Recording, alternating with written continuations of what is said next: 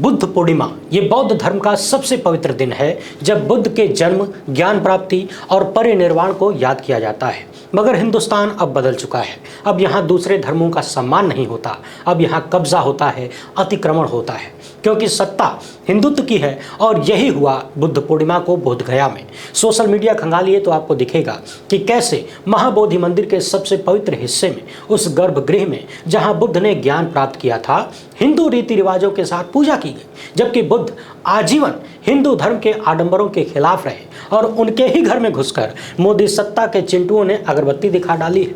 सही कहा जाए तो ये एक धर्म के खिलाफ युद्ध की तरह था। मगर मोदी दुनिया के तमाम देशों को तो ज्ञान देते हैं कि ये वक्त युद्ध का नहीं बुद्ध का है, लेकिन उनके ही शासन में भारत की सबसे बड़ी सॉफ्ट पावर को सत्ता के अहंकार में दांव पर लगा दिया गया है। बुद्ध पूर्णिमा के दिन बोध गया में जो हुआ वो बौद्ध समुदाय के लिए गहरा आघात था। वो मंदिर जहां भविष्य के सभी बुद्धों के ज्ञान प्राप्त करने की भविष्यवाणी है, उसकी पवित्रता पर सवाल उठा है। मगर सवाल ये है कि क्या भारत अब धर्मनिरपेक्ष और सहिष्णु देश नहीं है, जो अपने सबसे पवित्र बौद्ध स्थल की गरिमा को बनाए रख पाने में नाकाम हो गया है। शर्मनाक बात यह है कि जब बौद्धों की आस्था कुचली जा रही थी, बिहार के राज्यपाल वहां मौजूद थे। बौद्ध भिक्षुओं के साथ हिंसा को उन्होंने अपनी आंखों से देखा, इसलिए ये मामला साधारण नजर नहीं आता। बिहार पुलिस की जिम्मेदारी थी कि वो सांप्रदायिक तनाव को रोके, मगर ऐसा हुआ नहीं और बौद्ध भिक्षुओं के साथ जबरदस्त बदसलूकी हुई। ये न केवल धार्मिक अपमान था, बल्कि मोदी सत्ता पर सवाल था, जो खुद के विश्वगुरु होने का डंका पीटते हैं। सवाल यह है कि मोदी सत्ता को क्या बोध गया कि सॉफ्ट पावर का अंदाजा नहीं है, क्योंकि मंदिर परिसर से बौद्ध भिक्षुओं को हटाए जाने के बाद से ही बौद्ध समुदाय का आंदोलन तेज हो गया है। अखिल भारतीय बौद्ध मंच के नेतृत्व में देश भर में बड़े पैमाने पर प्रदर्शन और भूख हड़ताल हो रही है। 6 और 7 जून 2025 को नई दिल्ली में बड़े कार्यक्रम की तैयारी है और 5 जून को जंतर मंतर पर विशाल प्रदर्शन की योजना है।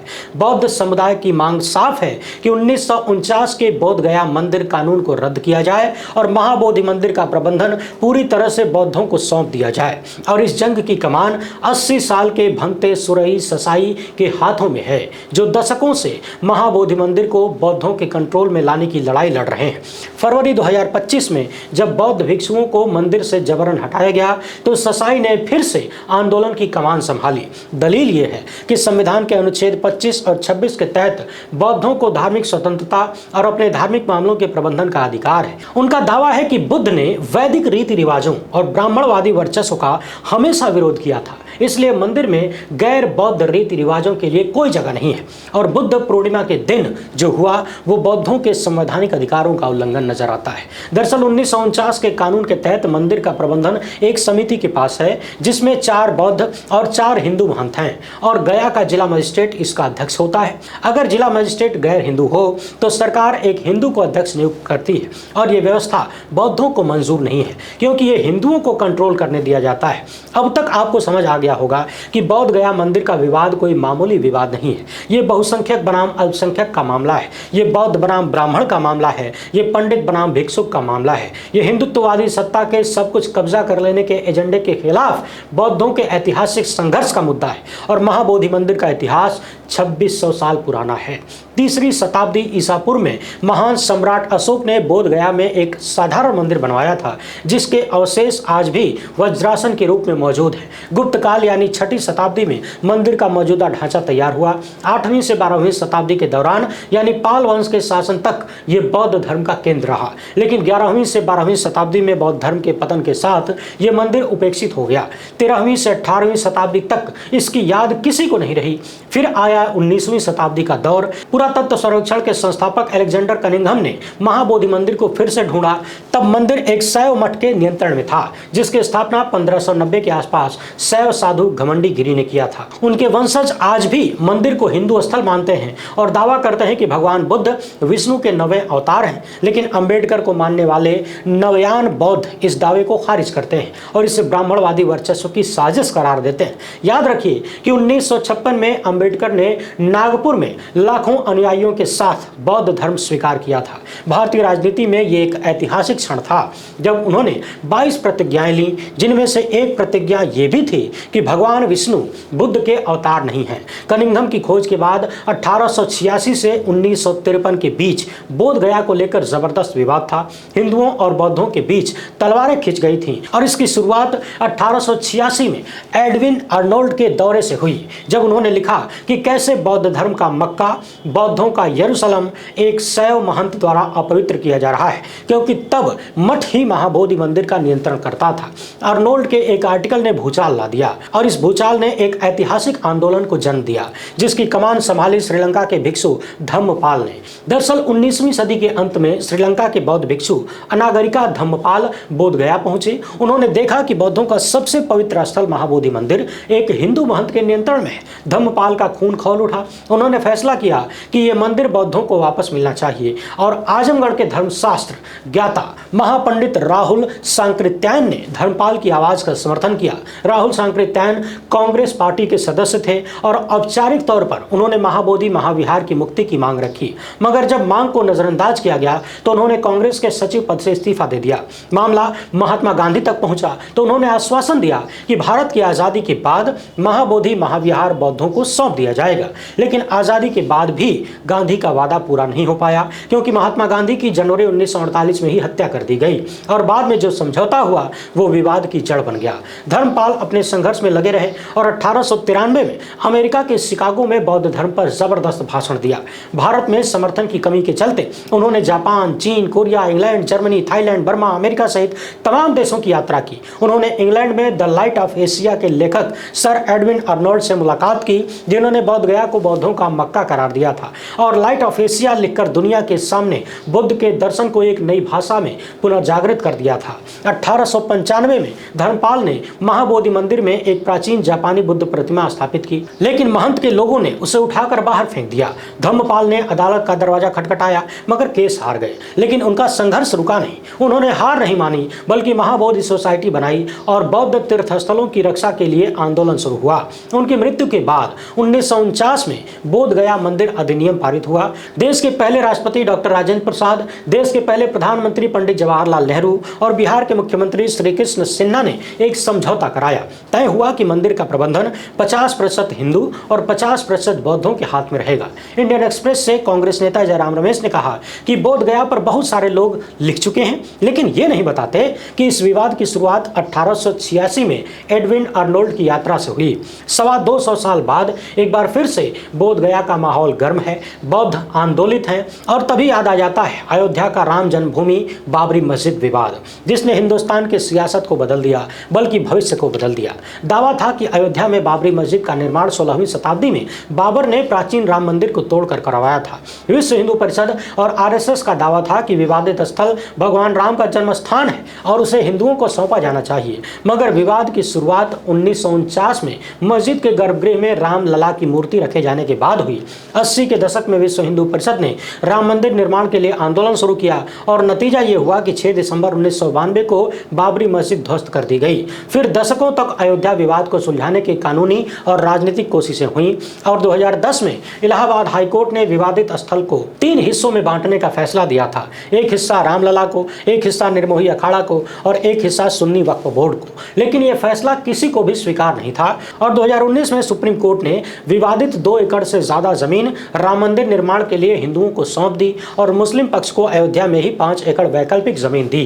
कोर्ट ने यह भी माना कि 1992 में मस्जिद का ढहाया जाना गैर कानूनी था। इस फैसले से यह तय हुआ कि अगर सत्ता बहुसंख्यकों की हो तो फिर अल्पसंख्यकों की धार्मिकता को एडजस्ट करना पड़ेगा, क्योंकि 1949 में जो फैसला हुआ वैसा ही आदेश इलाहाबाद हाईकोर्ट ने भी दिया था। सवाल यह है कि बौद्धों का भी मुसलमानों जैसा हश्र होगा क्या, या उन्हें अपना हक और अधिकार मिलेगा, जिनके लिए महाबोधि मंदिर सबसे पवित्र स्थल है। इसके महत्व पर कोई विवाद नहीं और कोई भी धार्मिक समुदाय इसकी बौद्ध पहचान को चुनौती नहीं देता।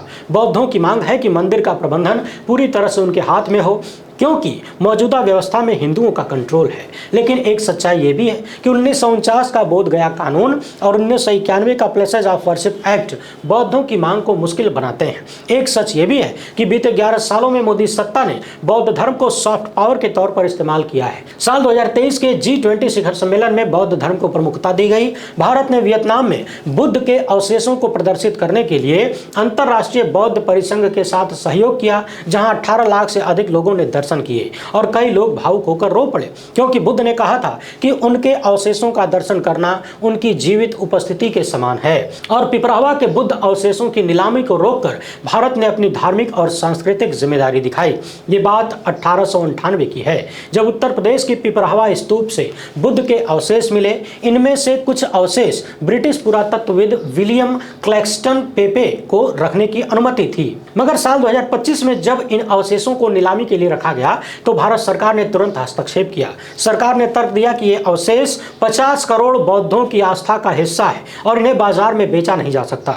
मोदी सत्ता के हस्तक्षेप के बाद आखिरी मिनट में नीलामी रोकी गई और भारत की सांस्कृतिक विरासत को जीत मिली। इससे समझिए कि भारत के लिए बौद्ध धर्म कितना मायने रखता है और दुनिया के सामने भारत अपनी कैसी इमेज चाहता है, और चाहना भी चाहिए। मगर महाबोधि मंदिर में हुई घटना ने मोदी सत्ता के प्रयासों पर पानी फेर दिया है और मंदिर प्रबंधन के इस मुद्दे पर उनकी चुप्पी कई सवालों को जन्म देती है। बुद्ध और गांधी की बात करने वाले नीतीश कुमार भी इस मुद्दे को नजरअंदाज करते हुए नजर आते हैं, मगर मोदी सत्ता और आरएसएस को याद रखना होगा कि अयोध्या का विवाद भले ही उन्हें सत्ता दिला सकता है, लेकिन बौद्ध गया का मुद्दा इंटरनेशनल लेवल पर उनकी छीछा लेदर करवा सकता है, इज्जत उतार सकता है। चीन भारत का सबसे बड़ा प्रतिद्वंदी है और वहां 20 करोड़ बौद्ध रहते हैं। बौद्ध धर्म ही श्रीलंका, म्यांमार, थाईलैंड, कंबोडिया के साथ भारत के मजबूत रिश्ते का आधार है। लेकिन जब बोध गया में भिक्षुओं के साथ तांडव होता है, मंदिर पर कब्जा किया जाता है, पवित्र गर्भगृह को अपवित्र किया जाता है कथित रूप से, तो भारत की कथनी और करनी का अंतर साफ हो जाता है। मत भूलिए कि 1992 के बाबरी मस्जिद विध्वंस ने भारत को एक असहिष्णु देश के रूप में दुनिया के सामने पेश किया था, और अब महाबोधि मंदिर विवाद मोदी सत्ता के लिए नया संकट है। अगर सुप्रीम कोर्ट इस मामले में हस्तक्षेप नहीं करता है तो भारत की सेक्युलर इमेज को झटका लगना तय है, क्योंकि दुनिया यही कहेगी कि भारत में अल्पसंख्यकों के धार्मिक अधिकार सुरक्षित नहीं है, उनके धार्मिक स्थल सुरक्षित नहीं है, क्योंकि 1949 के बोध गया मंदिर अधिनियम को रद्द करने की मांग वाली याचिका पर अभी तक सुनवाई नहीं हुई है। सवाल यह कि क्या सुप्रीम कोर्ट इस मामले में समय पर फैसला देगा या अयोध्या की तरह यह केस भी दशकों तक लटका रहेगा। कुछ लोगों को राजनीतिक धंधा सेट करने का भी मौका दिया जाएगा। सवाल तो यह भी है कि याचिका किसके दबाव में लंबित है। ऐसा नहीं है कि सिर्फ मोदी, नीतीश और सुप्रीम कोर्ट ही चुप हैं। बोध गया मामले पर कांग्रेस और राहुल गांधी भी चुप हैं, तमाम विपक्षी भी चुप हैं। नेता प्रतिपक्ष संविधान और लोकतंत्र की बात तो करते हैं, लेकिन महाबोधि मंदिर के मुद्दे पर उनकी चुप्पी निराश करती है। लेकिन कांग्रेस को याद भी रखना होगा कि महाबोधि मामले में अंबेडकर को मानने वाले बौद्ध मुखर हैं और उनका प्रभाव दलितों में भी है, और राहुल गांधी की राजनीति अब दलितों पिछड़ों की हो चुकी है। तो कांग्रेस कब तक इस मामले पर चुप रहेगी? पार्टी को तय तो करना ही होगा। महाबोधि मंदिर मामले में बीजेपी और आरएसएस की राजनीति किसी से छुपी हुई नहीं है। लेकिन भारत का एक सच ये भी है कि मंदिर, मस्जिद और गुरुद्वारे सबके साझे रहे और ये परंपरा सदियों पुरानी है। अमृतसर का स्वर्ण मंदिर इसका शानदार उदाहरण है, जहां पहुंचने वाले 60% से ज्यादा श्रद्धालु गैर सिख हैं। तिब्बती लोग बौद्ध गुरु नानक को लामा नानक के रूप में पूजते हैं, लेकिन महाबोधि मंदिर केस में ये साझेदारी विवाद की जड़ है। और अंबेडकर ने अपनी किताब revolution and counter revolution in ancient India में लिखा था कि भारतीय इतिहास को बौद्ध धर्म और ब्राह्मणवाद के बीच वैचारिक संघर्ष के रूप में देखा जाना, समझा जाना चाहिए। अंबेडकर का मानना था कि बौद्ध धर्म समानता और करुणा पर आधारित है, जबकि ब्राह्मणवाद जातिगत असमानता पर टिका हुआ है। बुद्ध को विष्णु का अवतार बताए जाने को अंबेडकर ने फेक प्रोपेगेंडा करार दिया था, और वक्फ संशोधन कानून को सुप्रीम कोर्ट में चैलेंज करने वाले याचिकाकर्ता कांग्रेस सांसद इमरान प्रतापगढ़ी ने अल्पसंख्यकों के अधिकारों पर हमले के खिलाफ उन्हें चेताया था कि जलते घर को देखने वालों, पूस का छप्पर आपका है। उसके कत्ल पर मैं भी चुप था, मेरा नंबर अब आया, मेरे कत्ल पे आप भी चुप हैं, अगला नंबर आपका है।